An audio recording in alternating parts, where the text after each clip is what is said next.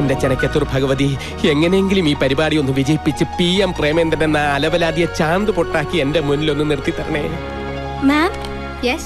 only sarees, no jackets. No jackets? Call the bloody manager. Hi everybody, ഞാൻ CM Premachandran, manager new friends group. Manager? Yes. Where are the jackets? അയ്യോ, Where are the jackets for the sarees?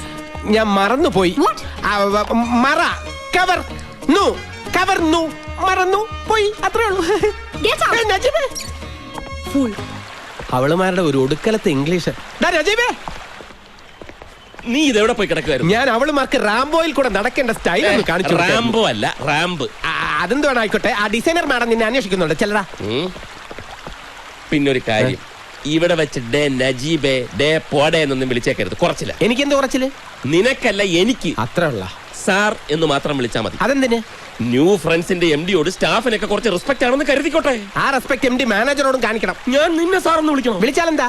Day, നമ്മൾ തമ്മിൽ ഒരു വ്യത്യാസമേ ഉള്ളൂ. കോട്ടിട്ടവൻ MD, കോട്ടിടാത്തവൻ manager, അത്രേ ഉള്ളൂ. ഒരു വ്യത്യാസങ്ങളുണ്ട്. എന്ത്? ആ വ്യത്യാസം എന്താണെന്ന് നിനക്ക് മനസ്സിലായാലും അന്ന് നീ MD ആവും.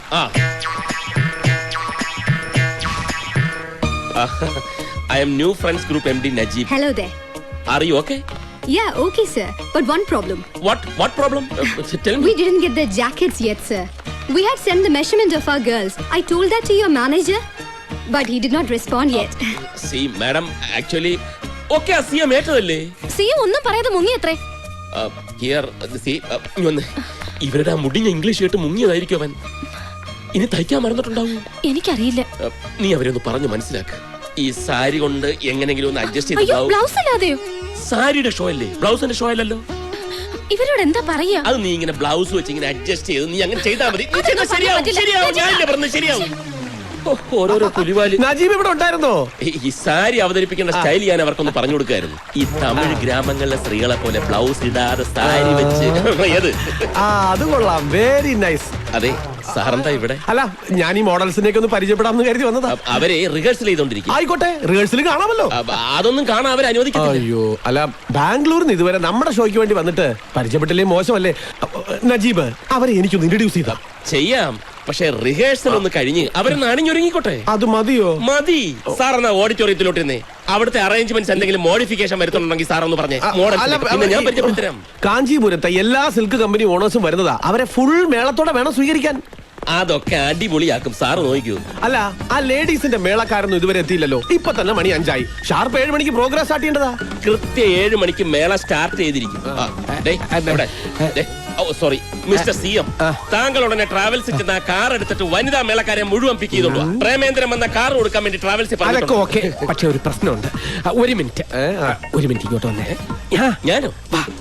1 സെക്കൻഡ്. ഓ, എന്താടേ?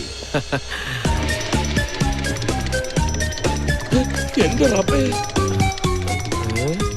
എന്താ Najeeb, anything wrong? Nothing. Sir ഓഡിറ്റോറിയത്തിലോട്ടല്ലേ? നീ ഇവിടെ തന്നെ കാണണം. അതെ, ഞാൻ മാനേജറായി ചാർജ് എടുത്തിട്ട് ഫസ്റ്റ് ഇവന്റ് ആണ്. ഓക്കെ, അടിപൊളി ആയിരിക്കണം. അടിയുടെ കാര്യം ഉറപ്പായി. പൊളിയുടെ കാര്യം നജീബ് തിരിച്ചു വന്നാലേ പറയാൻ പറ്റൂ. വാട്ട്?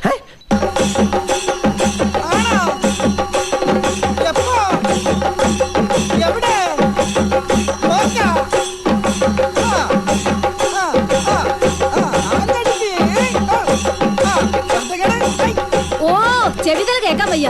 ഇതെന്ത് പൂരം വെച്ചു? അയ്യോ, ഇതൊന്നും ആയിട്ടില്ല, തുടങ്ങാൻ പോന്നേ ഉള്ളൂ. അവനൊന്നും ഇങ്ങോട്ട് വന്നോട്ടെ. ആ പട്ടര് മഠത്തിൽ നജീബ്. അവൻ വിവരമില്ലാണ്ട് എന്തൊക്കെയോ കാട്ടിക്കൂട്ടണമെന്ന് വെച്ച് നീ ഇങ്ങനെ തുള്ളാൻ തുടങ്ങിയാലോ? എന്തായാലും നമ്മുടെ കുട്ടിയില്ലേ അവന്റെ കൂടെ? ദേ അമ്മേ, നമുക്കിനി അങ്ങനെ ഒരു കുട്ടിയില്ല. ഇത് ഞാനും നജീബും തമ്മിലുള്ള പോരാ. അമ്മ ഇതിൽ ഇടപെടണ്ട. ഈശ്വര, എന്തൊക്കെ പുകില ഉണ്ടാകാൻ പോണേ എന്റെ തിരുമാന്താൻ കുന്നിലമ്മേ.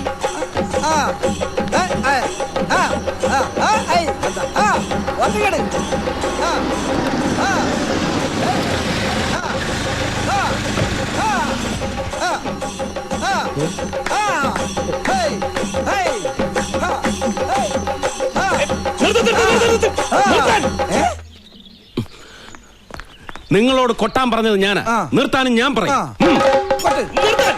ഇവരോട് കൊട്ടാനും നിർത്താനും പറയാനുള്ള അവകാശം എനിക്കാ. നിന്റെ അവകാശമൊക്കെ ഗേറ്റിന് പുറത്ത്. അഡ്വാൻസ് കൊടുത്ത് ഇവരെ ഏർപ്പാടാക്കിയത് ഞാനാ. ആൾമാരാട്ടം നടത്തി തട്ടിക്കൊണ്ടുവന്ന് ഗേറ്റിനകത്ത് വെച്ച് കൊട്ടിക്കാൻ നിനക്കെന്ത് അവകാശം? അച്ചുവേട്ടൻ 2 കുട്ടികളുടെ ചങ്ങാത്തം. ഒന്ന് നല്ല ചട്ടമ്പിമാരോടും മറ്റൊന്ന് നല്ല ചെണ്ടക്കാരോടും. ഇവരാര് മംഗലശ്ശേരി നീലകണ്ഠന? അല്ല, ചതിയന്മാരുടെ ചങ്കിന് കൊമ്പ് കോർക്കുന്ന കളരിക്കൽ അച്യുതൻകുട്ടി. പോര് വിളിച്ചാ പിന്നെ ആണുങ്ങളെ പോലെ പൊരുതി ജയിക്കണം, അല്ലാതെ കള്ള ചുവട് വെച്ച് ആരെയും അടിയറവ് കുറയിക്കാമെന്ന് കരുതണ്ട. ഒരു മത്സരമാകുമ്പോ പല തന്ത്രങ്ങളും പയറ്റി നോക്കും, അത് പതിവാ. ഈ തോൽവി സമ്മതിക്കാൻ മനസ്സില്ലാത്തവർക്ക് അത് വലിയ ചതിയായിട്ടും കള്ളച്ചുവടായിട്ടും ഒക്കെ തോന്നും. ആ പേരും പറഞ്ഞ് ഈ കാണിച്ചത് ശുദ്ധ ഫൗളാ. ഫൗൾ ആദ്യം കാണിച്ചത് നീയല്ലേ? മുള്ളിനെ മുള്ളുകൊണ്ടെടുത്താണ് അച്ചോട്ടിന്റെ ഒരു സ്റ്റൈല്. നിന്റെ മുള്ളിക്കൽ ഞാൻ അവസാനിപ്പിച്ചുതരാം. ഈ ഇവന്റ് ഒന്ന് കഴിഞ്ഞോട്ടെ.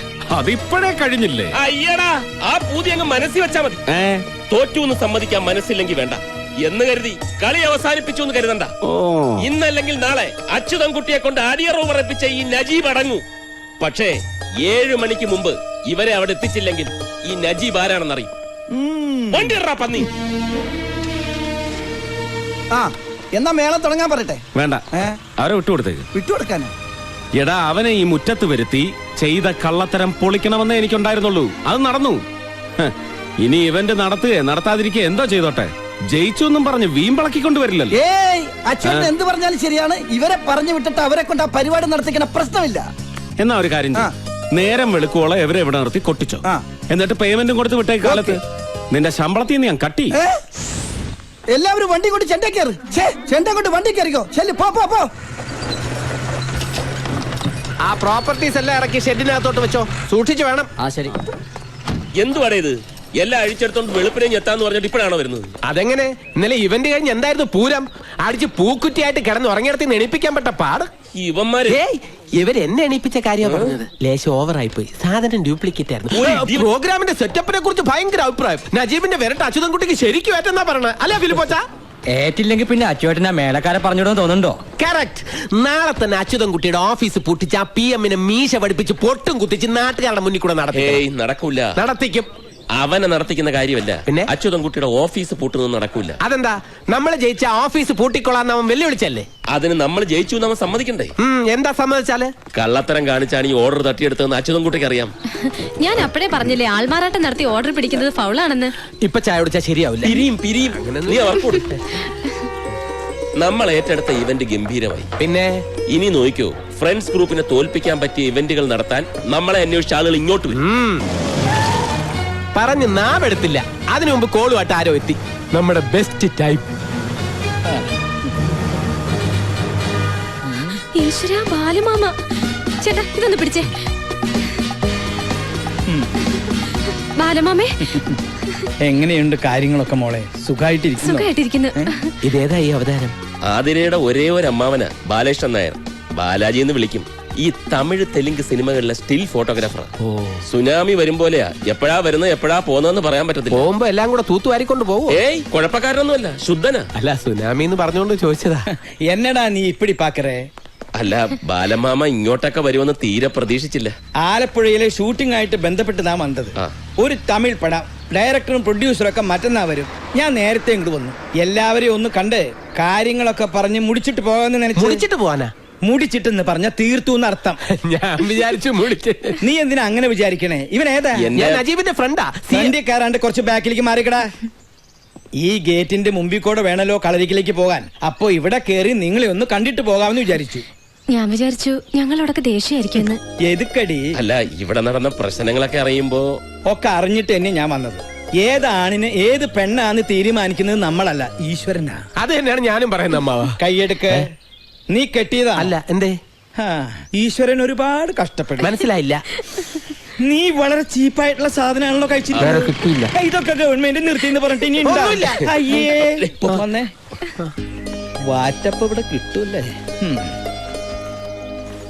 നീ എവിടേക്കാ ഈ പായണേ? നിക്ക്, ഞാനൊന്ന് ചോദിക്കട്ടെ. ഞാൻ കുടിക്കാൻ എന്തെങ്കിലും എടുക്കാം. അത് ரொம்ப നല്ല ഐഡിയ. സീക്രട്ട് എടുത്തിട്ട് വാ. അച്ചൂട്ടി ഇപ്പോഴും അടങ്ങിയിട്ടില്ല അല്ലേ? എങ്ങനെ അടങ്ങും? ഞാനിവളെ തട്ടിക്കൊണ്ടു പോകുന്നാണല്ലോ എല്ലാരും ധരിച്ചു വെച്ചിരിക്കുന്നത്. എന്താ അങ്ങനെയല്ലേ? അല്ല, സത്യം ബാലമാമ എങ്കിലും അറിയണം. നീ പറയ്. പുഴയെ ചാടി ചാകാൻ ഒരുങ്ങിയെടുത്തുനിന്ന് രക്ഷിച്ചോണ്ട് വന്നതാ ഞാൻ. ഈശ്വര, എന്താ ഞാനീ കേക്കണേ? അല്ല, അവളെയും കുറ്റം പറയാൻ പറ്റില്ല. എത്ര പേരുടെ മുന്നിലാ കെട്ടിയൊരുങ്ങി ചായയും പലഹാരം കൊണ്ട് നിൽക്കുന്നത്. ജാതകത്തില് വൈധവ്യ ദോഷമുള്ള പെണ്ണിനെ ആർക്കും വേണ്ട. അവള് കാരണം ഏട്ടന്റെ കല്യാണം കൂടെ നീണ്ടുപോയല്ലോ എന്ന് ഓർത്തിട്ടാ ആ കടുങ്കൈ ചെയ്യാൻ പോയത്. എനിക്കൊരു ജീവിതം തരാൻ നജീബിക്കയ്ക്ക് പറ്റുമോ എന്ന് ചോദിച്ച് കരഞ്ഞപ്പോ പിന്നൊന്നും നോക്കിയില്ല, കൂടെ കൊണ്ടുവന്നു. എനിക്കെന്ത് നക്ഷത്രവും ജാതകവും. ഇതൊക്കെ നിനക്ക് അച്ചൂട്ടിയോട് പറഞ്ഞുകൂടായിരുന്നു? ആത്മഹത്യ ചെയ്യാൻ ഒരുങ്ങിന്നൊക്കെ അവനോട് എങ്ങനെയാ പറയുന്നത്? ഇനി എന്തെങ്കിലും ഒന്ന് പറഞ്ഞ് കോംപ്രമൈസ് ആക്കാമെന്ന് വെച്ച് അടുത്തോട്ട് എന്നാ കൊമ്പും കുലുക്കിക്കൊണ്ട് കൊലവിളി നടത്തുകയല്ലേ. ചായ. ആ ഒക്കെ കേട്ടു, കഷ്ടായനേട്ടോ. ഞാൻ പറഞ്ഞു, നീ വിഷമിക്കണ്ട, ഒരു കുഞ്ഞുണ്ടായി കഴിഞ്ഞാൽ അവന്റെ ഈ വാശിയൊക്കെ മാറും. പെണ്ണ് കെട്ടാൻ പോലും അവൻ സമ്മതിക്കുന്നില്ല, പിന്നല്ലേ കൊച്ചുണ്ടാവുന്നു. അവന് കൊച്ചുണ്ടാവണ കാര്യല്ല, നിങ്ങൾക്കൊരു കൊച്ചുണ്ടാവണ കാര്യ. അതെങ്ങനെയാ? ഏട്ടനൊരു പെണ്ണിന്റെ കഴുത്തിൽ താലി കെട്ടിയിട്ട് മതി നമുക്കൊരു കുടുംബജീവിതം എന്ന് പറഞ്ഞ് വാശി പിടിച്ച് നടക്കുകയല്ലേ ഇവിടെ ഒരാള്. ഏ അപ്പൊ ഇതുവരെ നിങ്ങളുടെ ശാന്തി മുഹൂർത്തം കഴിഞ്ഞില്ലേ? ശാന്തി മുഹൂർത്തോ? ആ ഫസ്റ്റ് നൈറ്റ്. അത് പിന്നെ ഞങ്ങളോടുള്ള പക കൊണ്ടാണല്ലോ ഒരു കുടുംബജീവിതം വേണ്ടെന്ന് പറഞ്ഞ അച്യുതൻകുട്ടി വാശി പിടിച്ചു കിടക്കുന്നത്. അതുകൊണ്ടാ ഞാൻ. ഇതിലും ഭേദം ജാതകദോഷായിട്ട് ഇവള് കളരിക്കൽ തന്നെ നിൽക്കുന്നതായിരുന്നു നല്ലത്. ഹേയ്, ഇതിങ്ങനെ വിട്ടാ പറ്റില്ല. അവന്റെ വാശിയും വൈരാഗ്യം ഒക്കെ മാറ്റാമോന്ന് ഞാനൊന്ന് നോക്കട്ടെ. നീ ധൈര്യമായിട്ടിരിക്കും. ഇപ്പൊ ഷൂട്ടിംഗ് തുടങ്ങാൻ പോണ സിനിമ റിലീസ് ആകുന്നതിന് മുമ്പ് അവൻ പെണ്ണ് കെട്ടിയിരിക്കും. ഈ മുറ്റത്തൊരു കുഞ്ഞു കാല് ഓടി കളിക്കണത് ഞാൻ കാണുകയും ചെയ്യും. ബാലമാമിയാ പറയണേ.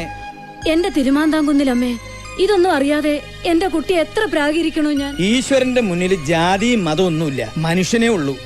ഇനിയാവത് വാശിയും വൈരാഗ്യം ഒക്കെ അവസാനിപ്പിച്ച് അത് നിങ്ങളെ അനുഗ്രഹിക്കാ വേണ്ടത്. എനിക്കപ്പോഴേ തോന്നി ഒന്നുമില്ലാതെ നജീബിക്ക് അങ്ങനെയൊന്നും ചെയ്യില്ലാന്ന്. എന്നാൽ അപ്പോഴേ നീ പറയണ്ടേ നിന്റെ ഏട്ടനോട്? അത് പിന്നെ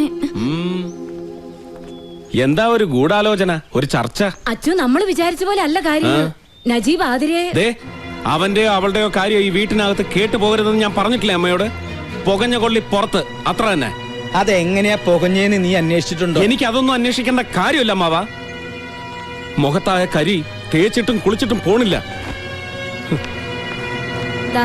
ഇതാ ഇപ്പോഴത്തെ പ്രകൃതം, മൂക്കത്ത ശുണ്ടി. ഓപ്പോള് വിഷമിക്കണ്ട, അതൊക്കെ പറയേണ്ട വിധത്തിൽ പറഞ്ഞ് ഞാൻ അവനെ സമ്മതിപ്പിച്ചോളാം. ആ PM എന്ന് പറഞ്ഞവനെ ഇത്തിരി പൂജാസാധനങ്ങൾ വാങ്ങാൻ വിട്ടിട്ടുണ്ടായിരുന്നു. അവൻ എല്ലി പോകിതരേ.